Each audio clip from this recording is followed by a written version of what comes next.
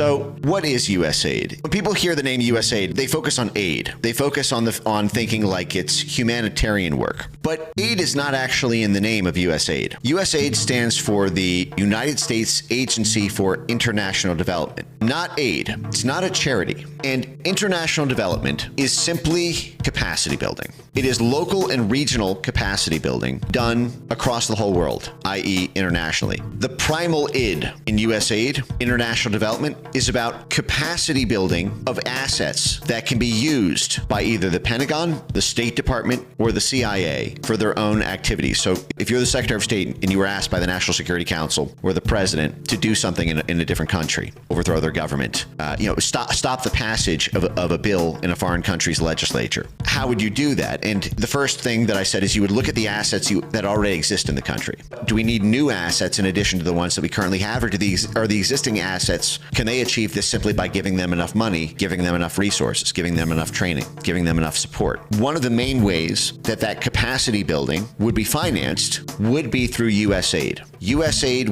would say that it's doing something, funding a hospital system, funding universities, funding civil society organizations, funding media institutions, funding independent media in the region. Sorry, there's something in my eye. Independent media in the region on USAID payroll. And those institutions, those assets, would then be bigger and more powerful and more capable, more capable of serving the State Department's goal, aka advancing U.S. national interests. USAID has a bigger budget than the State Department, over $50 billion.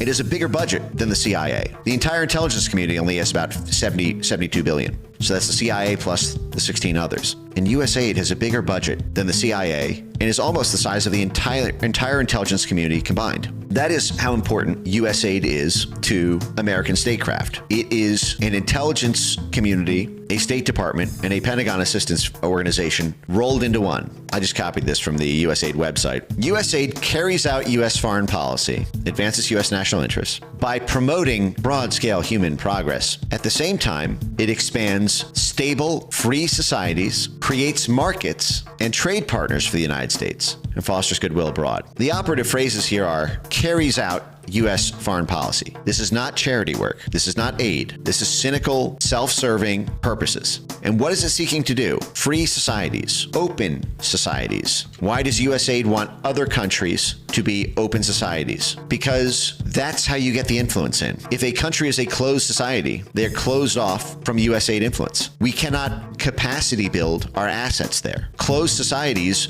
box USAID out. China is a closed society. That is why we have not been able to topple the government of China, despite having tried for 100 years now almost. We have not been able to topple Putin from Russia. Why? Because Russia is a closed society. Like China, they kicked USAID out. It is not an open society. And so the USAID can't just take over their entire media ecosystem by funding 100 different media propaganda outlets in the region to sway hearts and minds. And remember, that's what this is. It's hearts and minds and cash. That's what soft power is. They call it hearts and minds work, but it's cash that does the moving of those hearts and minds, especially of the leaders of the movements.